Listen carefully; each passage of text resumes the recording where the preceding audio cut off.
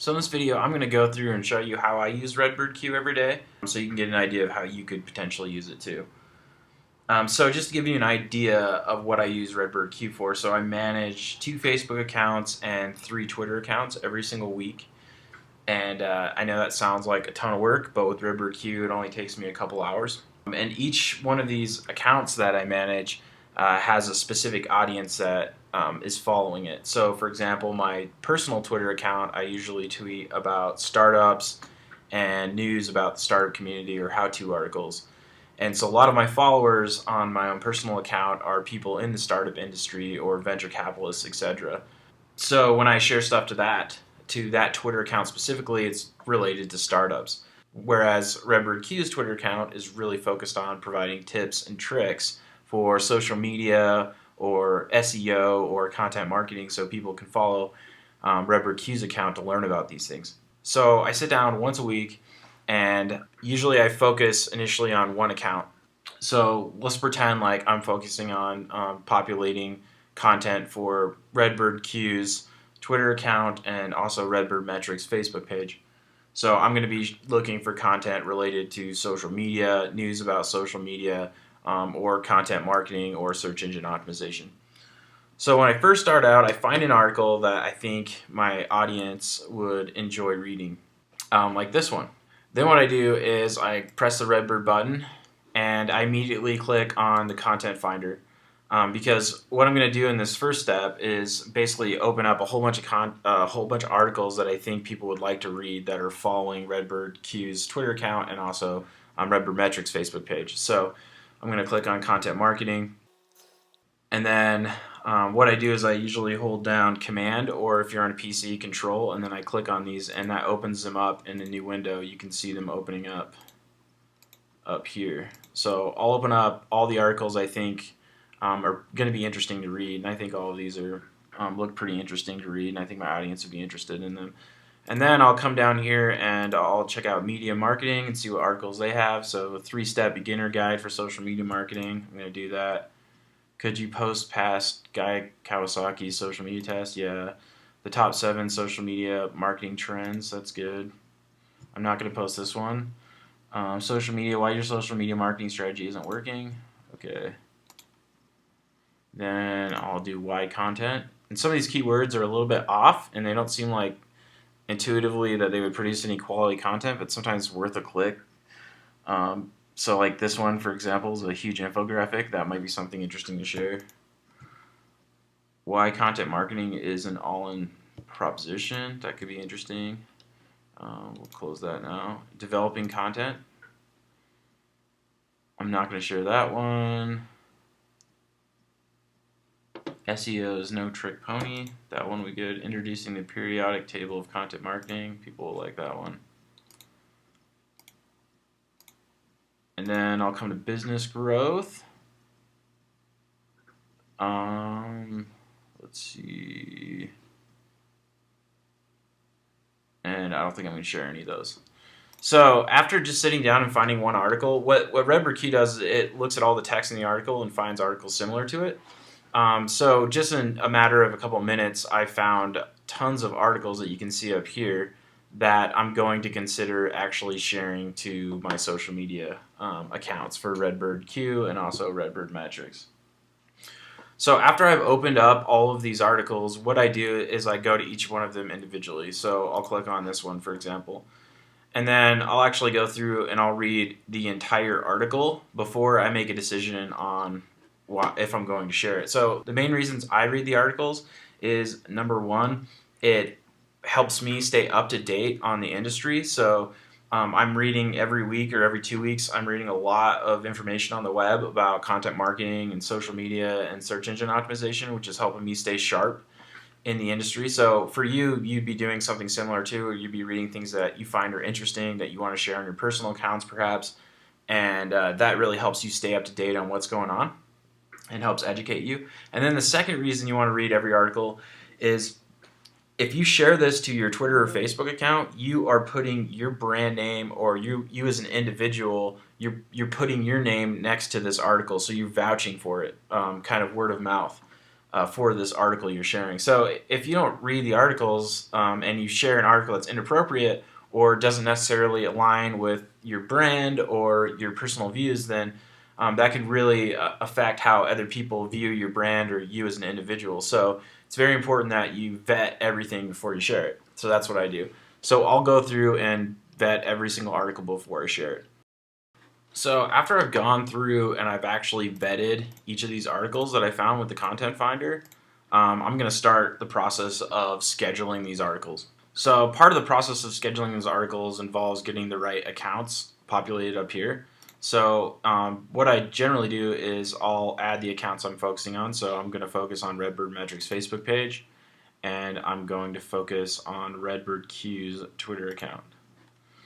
And I'm not interested in sharing this to my account, so I'm going to take my account off. So once I have these up here, basically this message is going to go to the Facebook page and this is going to go to the Twitter account. But let's say I'm in a situation where I don't want to share an article to the Facebook account, but I want to just share it to my Twitter account. You don't have to go down here and deselect it. What you can do is you can just off select. And so the reason this is helpful is when you go through and you do each of these posts like this, you have your two accounts you're focusing on, but you can quickly click the ones you don't want to share it to off. So let's pretend that I want to actually share this article to both my Facebook and my Twitter account. What I'm going to do is I'm going to craft some kind of message in here. And when I craft a message for Twitter, generally what I'm trying to do is generate interest about the article and get people to want to click on it. So I could start, maybe I could phrase it as a question, like, and then for Facebook, what I generally do is I will read the whole article and then I'll sometimes pull a quote from it.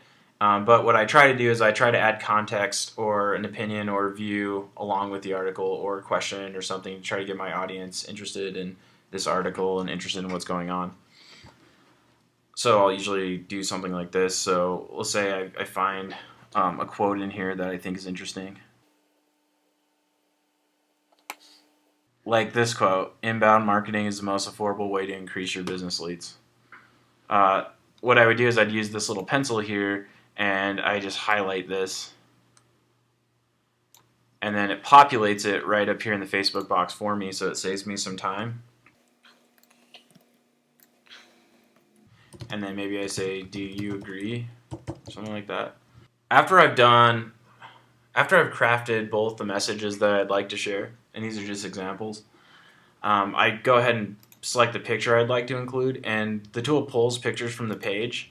So, because journalists usually, or bloggers usually include a nice picture that describes the article. So I really like this article right here. And this is actually the preview that you'll see on Facebook. So this is what it will look like on Facebook specifically. On Twitter, it's just going to have the picture in the tweet. And you don't need the link in the Facebook box. After I've selected a picture, what I do is I look to optimize. So the first thing I do is I go ahead and click on the analytics and I select the keyword I want to optimize for. So in this case, I'm going to optimize for content marketing. And then this list of hashtags will populate and then a list of influencers. So what I do first is I'll look at my tweet and I'll see if there's a way I can fit one of these hashtags inside my tweet. And so one of the most viral hashtags is content marketing, so it looks like I have content marketing in here. And so I'll just add a £sign in front of it. And I'll capitalize content and marketing so it's a little easier to read for people. And then sometimes I'll add another hashtag here, like marketing. And then you can even add hashtags to Facebook too. Like you could add marketing to this if you'd like. Then what I do is I start working with these influencers here. So what I'll do is I'll click the bird and the influencer will pop up here. I'll see if I'm following them. And usually I log into the account I'm working on. So right now I'm on my own account, but I'll follow them anyways. So usually I'll follow the influencer and then I'll add them to some kind of list. So maybe I'll add them to awesome, or I'll create a list for it where I would say social media influencers, because that's who this guy is, and I make it public and I save list.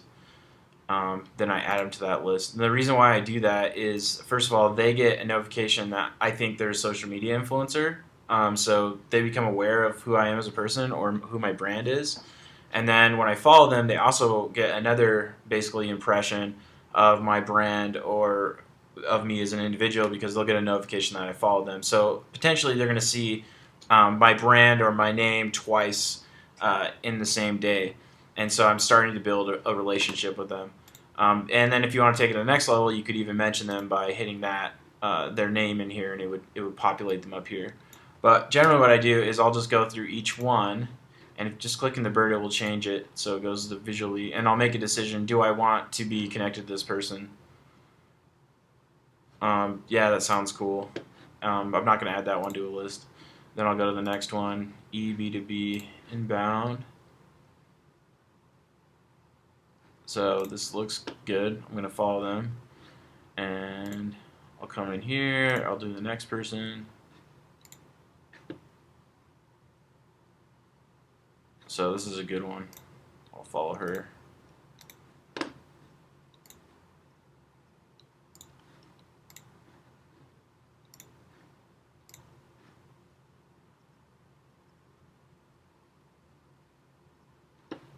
I'll follow him.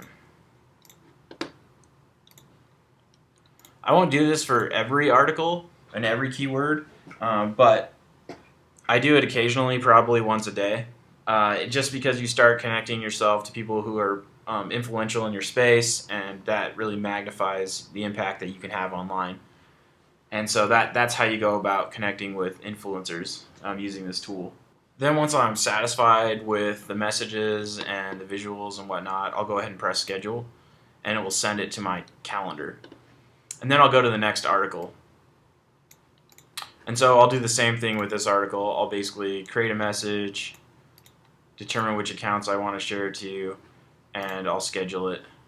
I'll go to this article, I'll craft a message, determine which accounts I want to send it to, and I'll schedule it, and I'll do it for each article. So once I'm done actually going through and scheduling each article, I'll go to my content calendar. So as you can see, all the content that we just scheduled appears over here on the left in the unscheduled column. To actually schedule it, I have to drag and drop it on the calendar, but before I want to do that, I'm going to select the account I want to target. So right now, it should be showing optimal times for Redbird Metrics Facebook account, which is one of our target accounts. But we haven't made this account public yet, so we don't have any information on the best times.